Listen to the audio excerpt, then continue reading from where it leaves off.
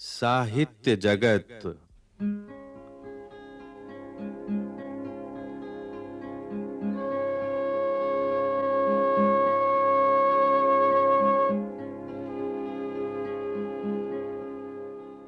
राष्ट्रीय शैक्षिक अनुसंधान और प्रशिक्षण परिषद के केंद्रीय शैक्षिक प्रौद्योगिकी संस्थान द्वारा प्रस्तुत है कक्षा 12 के लिए विश्वनाथ त्रिपाठी द्वारा लिखित ऐच्छिक हिंदी की पाठ्य पुस्तक हिंदी साहित्य का इतिहास सामान्य परिचय में संकलित पाठों पर आधारित श्रृंखला साहित्य जगत।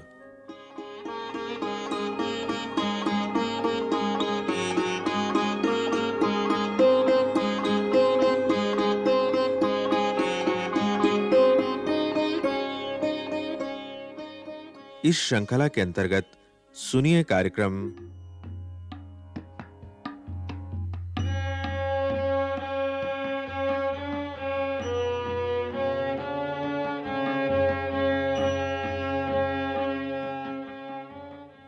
आधुनिक काल के अंतर्गत स्वातंत्र्योत्तर युग में प्रगतिशील काव्यधारा और कवि।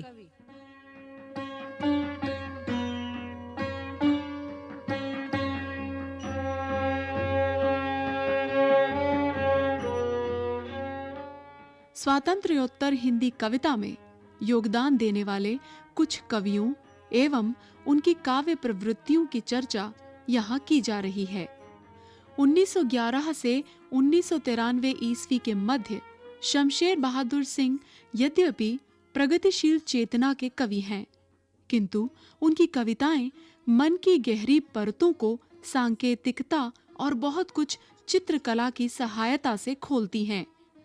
शमशेर बहादुर की कविताएं शब्दों की बहुत मितव्ययिता बरतती हैं, अतः अर्थ निकालने का प्रयास काफी करना पड़ता है। इसी कारण उनकी कविताओं में मौन की, यानी जो कहा जाना चाहिए किंतु नहीं कहा गया, महिमा मिलती है। उनकी कविताएं सहज उक्तियों में ढलकर सुगम हो जाती हैं। अमन का राग, सलोना जिस्म, आओ ना, ऐसी ही कविताएं हैं।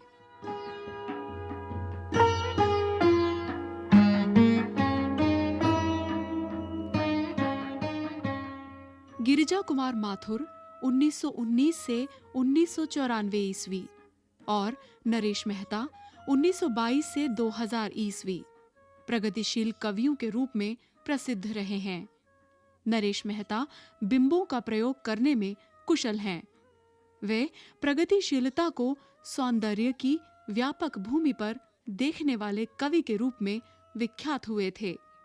उनकी समय देवता कविता एक विराट गतिशील बिंब बनाती है। बाद में वैष्णव भावना और विशिष्ट भाषा प्रयोग की ओर उनकी रुचि बढ़ गई।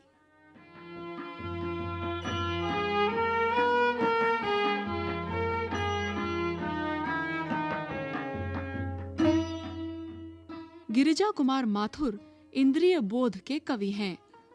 उनके अनेक गीतों में रूप वर्णन का आकर्षक चित्रण होता रहा।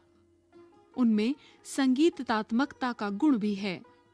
बाद में वे नई कविता और उसमें भी वैज्ञानिकता का प्रभाव लाने में अधिक व्यस्त रहे। पृथ्वी कल्प इसी का परिणाम है।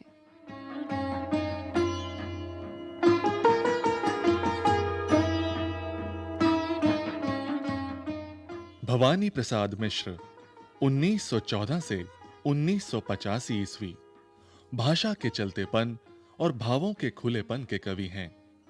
उनकी कविताओं के प्रभाव के विषय में उनकी वाचन पद्धति को भूलकर सोचना कठिन है।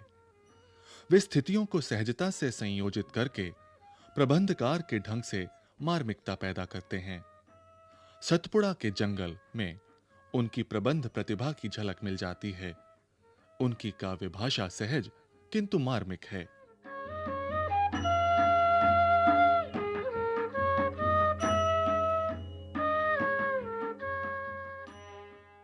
उन्नीस ईस्वी में मुक्तिबोध की मृत्यु हिंदी कविता के लिए एक ऐतिहासिक घटना बन गई। मुक्तिबोध सप्तक के कवि थे, लेकिन उनका कोई काव्य संकलन नहीं छपा था। उनकी लंबी कविताओं ने बहुत कम लोगों का ध्यान आकृष्ट किया था। अंतिम बीमारी में लोगों का ध्यान उनके जीवन संघर्ष और काव्य संघर्ष की ओर गया। मरणासन्न स्थिति में उनका प्रथम काव्य संकलन चांद का मुंह टेढ़ा है 1964 में प्रकाशित हुआ। लोगों को पता चला कि मुक्तिबोध की कविताएं स्वाधीन भारत का इस्पाती दस्तावेज हैं। मुक्तिबोध अमानवीय व्यवस्था में पनपे और प्रचलित रुग्ण सौंदर्य बोध के स्थान पर नए मानवीय प्रगतिशील सौंदर्य बोध का निर्माण करते हैं।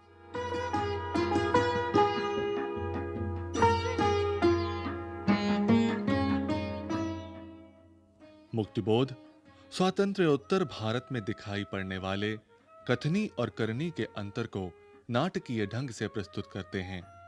इसके लिए वे स्वप्न कथा या फैंटेसी की शैली अपनाते हैं। मुक्तिबोध को परंपरा का गहरा बोध है। वे करुणा के कवि हैं। उनकी भाषा शैली और उनका सादृश्य विधान बिल्कुल अपना है। वे गहन अनुभूति और तीव्र इंद्रिय बोध के कवि हैं।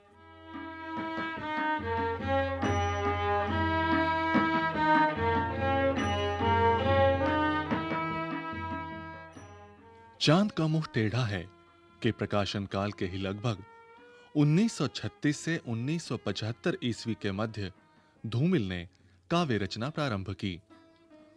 धूमिल का रचना काल केवल एक दशक रहा होगा, लेकिन स्वातंत्र्योत्तर भारत में पनपी पली अवसरवादी सुविधा जीविता के वास्तविक रूप को उद्घाटित करने की क्षमता के कारण उनकी कविताओं ने शीघ्र ही अपनी ओर लोगों का ध्यान आकृष्ट कर लिया। धूमिल की कविता का तेवर जासूसी है, जो छिपे छिपाए मानव विरोधी व्यवहार को ताड़ लेती है। संसद से सड़क तक, कल सुनना मुझे और सुदामा पांडे का प्रजातंत्र उनके काव्य संकलन है। मुक्तिबोध और धूमिल की कविताओं से हिंदी कविता में एक प्रकार से प्रगतिशील कविता की धारा व्यापक और वेगवती हुई। कविता में दिन प्रतिदिन होने वाली घटनाओं को महत्व देने से अखबारीपन भी आ गया।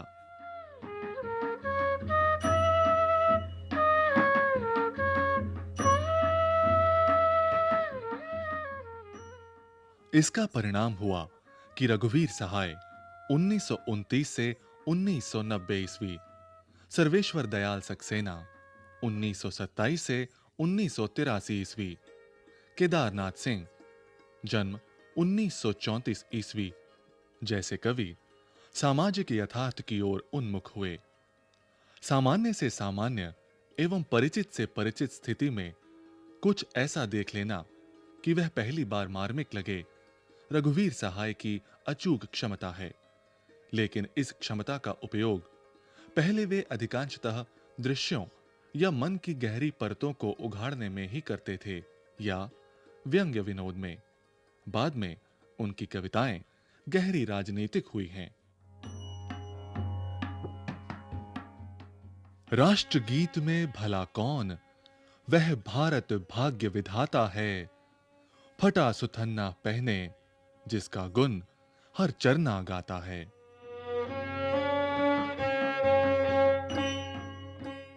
लगता है जैसे नागार्जुन की पंक्तियां हों। रामदास जैसी संत्रास पैदा करने वाली कविताएं हिंदी में कम लिखी गई होंगी। इस दृश्य की अति सामान्यता देखिए और इसके प्रभाव की गहराई।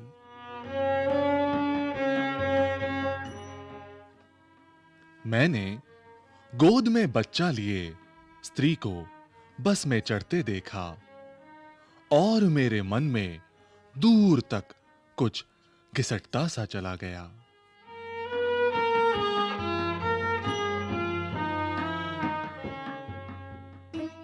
राजनीतिक दबाव सर्वेश्वर की कुआनो नदी और केदारनाथ सिंह की यहां से देखो संकलन की कविताओं में दृष्टव्य है। श्रीकांत वर्मा पर भी राजनीति का दबाव देखा जा सकता है। उन्होंने राजसत्ता, इतिहास और कालबोध का संश्लेष मगध की कविताओं में किया है।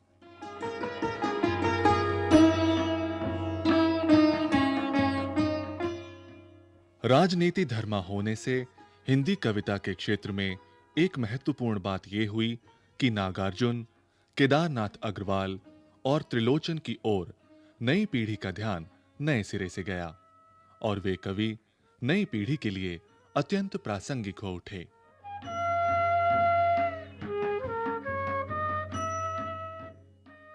आधुनिक कविता ने तुक, छंद, अलंकार आदि का मोह छोड़कर गद्यात्मकता को यथार्थ चित्र के लिए अपनाया था, लेकिन व्यक्तिवादी कवियों ने गद्यात्मकता को अपनाकर भी उसे और अमूर्त बना दिया। नागार्जुन, केदार, त्रिलोचन अधिकांशतः छंदों और तुकों में लिखते हैं। उनके यहां बोध और चित्रात्मकता कभी नहीं छूटते। उनका वाक्य गठन सुव्यवस्थित रहता है। इस विषय में त्रिलोचन की ठेठ भाषा का ठाठ अन्यत्र दुर्लभ है। नागार्जुन ने अपना बनाया हुआ काव्य मार्ग कभी नहीं छोड़ा। वे दोहा, मंत्र, हर गंगा सब लिखते रहे, बिना इस बात की परवाह किए कि लोग उन्हें आधुनिक समझेंगे या नहीं। देश अपने विविध रूपों में इन कवियों के यहां मौजूद है। इनके फिर से प्रासंगिक होने का यही रहस्य आदि है।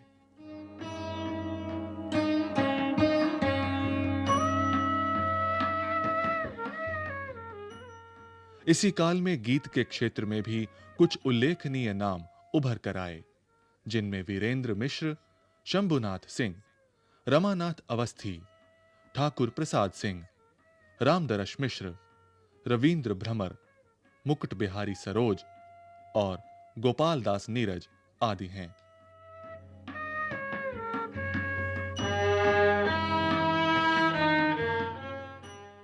समकालीन हिंदी काव्य धारा में अनेक दृष्टियों के कवि एक साथ रचनारत हैं। इसमें एक ओर त्रिलोचन, नागार्जुन और केदारनाथ अग्रवाल जैसे प्रगतिशील कवि रचनारत रहे हैं, तो दूसरी ओर अकविता, साठोत्तरी कविता, जनवादी कविता आदि धाराओं में बंटे कवि भी। इस काव्य युग में विभिन्न आयु वर्ग और विचारधाराओं के कवि मौजूद हैं। उनकी रचनाशीलता में काव्य संवेदना, विषय वस्तु, शिल्प और भाषा संबंधी विविधता है, जिससे समकालीन हिंदी कविता समृद्ध हुई है। ऐसे कवियों में अजित कुमार, अशोक वाजपेयी, विनोद कुमार शुक्ल, विष्णु खरे, सोमदत्त, स्नेहमयी चौधरी, कुमार विकल, लीलाधर जगूड़ी, चंद्रकांत देवताले, प्रयाग शुक्ल, ऋतुराज और भगवत रावत जैसे वरिष्ठ कवि हैं, तो दूसरी ओर अरुण कमल, मंगलेश डबराल, राजेश जोशी, नरेश सक्सेना, कात्यायनी, निर्मला गर्ग, अनामिका, एकांत श्रीवास्तव, कुमार अंबुज, संजय चतुर्वेदी आदि युवा पीढ़ी के कवि भी हैं, जो हिंदी काव्य संसार को नया तेवर और नया मुहावरा प्रदान कर रहे हैं।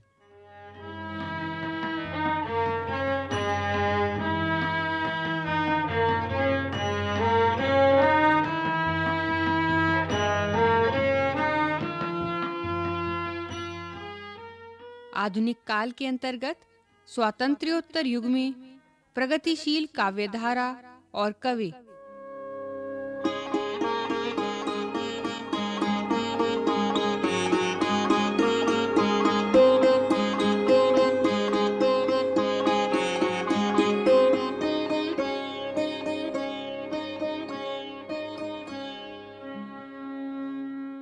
साहित्य जगत के अंतर्गत अभी आप सुन रहे थे ये कार्यक्रम। विषय संयोजन डॉक्टर संध्या सिंह, डॉक्टर चंद्रा सदायत एवं लालचंद राम। आलेख विश्वनाथ त्रिपाठी। वाचन स्वर दीपक शर्मा और भावना चौधरी। कार्यकारी निर्माण प्रभुदयाल खट्टर। ध्वनियांकन सतीश लाडे और दीपक पांडे। निर्माण सहयोग दाऊदयाल चतुर्वेदी तथा निर्माण एवं प्रस्तुति वंदना अरिमर्दन।